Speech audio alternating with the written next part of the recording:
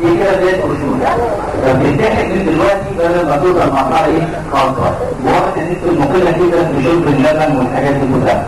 لا أنا بتشرب لبن؟ طبعا عشان تبقى كده عامل خاصة خالص. عشان عامل خاصة كالسيوم. تمام؟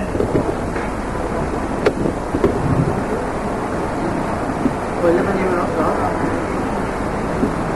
لا مشكلة عسر الهضم الاكل الصحي اللي انا باخده دون رغم انه اكل وكل حاجه لكن الجسم ما بيستفدش منه الاستفاده الكامله لان فيها عسر هضم. زي كده مثلا جبت مكنه تصوير وما فيهاش حلو، الورقه بتاخد وتسحبها وتطلع بيضه، لكن لازم الحلو يكون موجود عشان تطلع. نفس الشيء بالنسبه للمعده.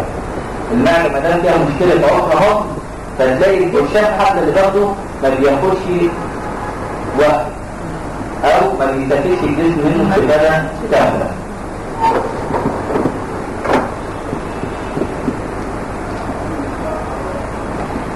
في عند الحاجه هنا بره ضغط كده في الشعر الهوائيه تلاقي اقل مجهود طالع سلم تاخد النفس بصعوبه شويه.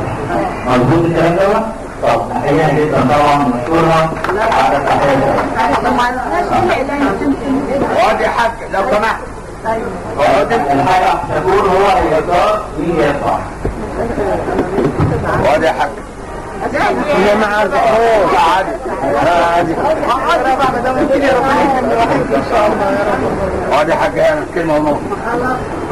وبعد ما بقول الدكتور انتوا توجعني رجل توجعني ودن توجعني ظهر توجعني وعايز اسمع وما انا عايز اقول له يقعد معايا عليك الوقت مشملكم ومشملكي هو اللي هيحصل الاتي هنوقف صغيرين ونشوف الاجابه بتاعته ايه وبناء عنه ننظر الحكم.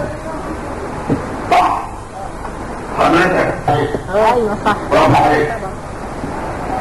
اما اشوف من الساعه 10 شغالين طبعا صحتنا اسمع واحد التزامات بس هو انت اكتر منه لا يا حضرتك انت عايز تمهلك وهل ممكن تجيلهم تاني زيارة تانية وهل ايه؟ بعد العيد اذا اخترت عدد معين بعمل ورق للكل ورق مطبق وخلي حد يطلع الورق دي طلعت على فلان تطلع فلان لا يعني النظرية ان انا اقطع ورق في الاسماء عشان اقطع. اما لو قلت لي لو بايت عندك او ناخدها كل واحد وراه خط.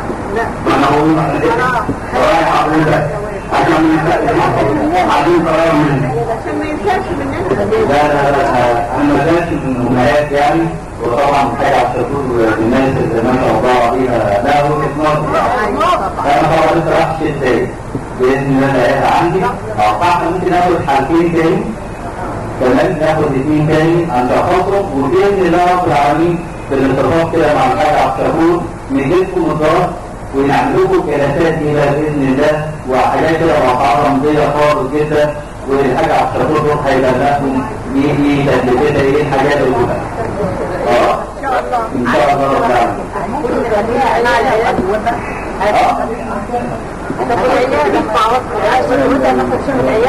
نعم العيادة انا عندي عيادات الحمد لله في المعاهد والمهندسين مصر الجديدة. الجلسات اللي احنا بنعملها دي التكلفة بتاعتها بتبدأ من 250 وتطلع في العيادة. في العيادة. طبعا العيادة دي انا شغال مع الدكتور الفلاني الدكتور الفلاني ما عنديش تحكم نقول له والله خلي ايه مثلا 100 جنيه او تقريبا دي كذا كمان هنا قلت له انا قلت اعمل ايه ان انا كنتوا لغايه عندكم هنا مثلا في الدار هنا او في الدار الثانيه حتى انا ما اعرفش لسه العمليه ايه والخامات اللي احنا بنستخدمها بس هي كده هنتحاسب عليهم ده لسه بتاع 40 45 جنيه طبعا كده انا بتدفع 250